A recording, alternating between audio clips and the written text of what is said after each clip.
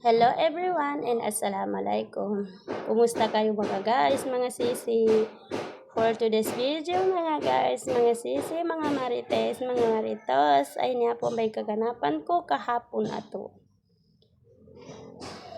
Na ipapakita ko lang sa inyo kung paano ko ililigpit ang aming maraming kalat mga guys, mga sisi. Pagdating ko galing school, diretso na ako. Nagpalit ng damit. Pagkatapos ko magpalit ng damit ay diretso na ako nagligpit ng mga kalat-kalat. At inuna kong lininis mga guys ay nasa kwarto. At ayan nga, tapos ko nang linisin mga guys. Diba? Ang sarap tingnan pag walang kalat.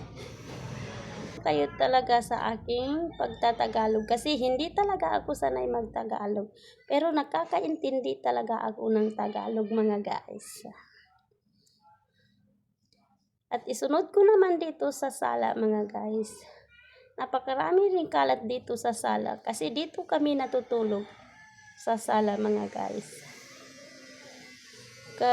Masuki naggayaw ni warinan to na siya kaya paminiga sa sala kadikons kanin pagkaginawa sa kwarto Tapos nasanay na kami dito sa sala matulog.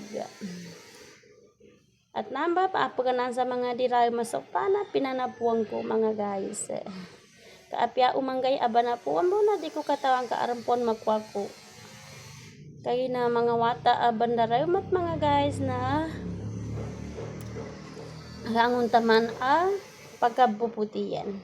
So mga kertas niyan na bangisin. Bali sama na mga guys na niya ko rin sa dagangan na nanyabi dagangan mga guys na dikir gatuyan sa kanin kayo na niya ko pong gatuyan ng mga anak ko kayo na mga notepon. Nasa meto guys na napasag gumunan inya sa sala naman mo. Ada ko rin iya mong inan sa biki na isa kay hinalit nambun sa kanin pagtulog. Bali, alhamdulillah ka napasag ko sa kwarto na yun doon sa sala. Medyo maluwag nga tingnan mga guys kasi wala pa kami talagang mga gamit. Konti pa lang yung mga gamit namin. Ayan. Ang importante nakakatulog kami ng maganda. At ayan nga, lumipat na ako sa kusina mga guys. At inuuna kong ginagawa dito sa kusina ay magwalis-walis.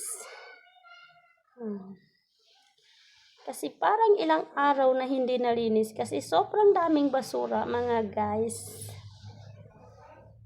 At ayun lang. For today, kwento-kwento mga guys.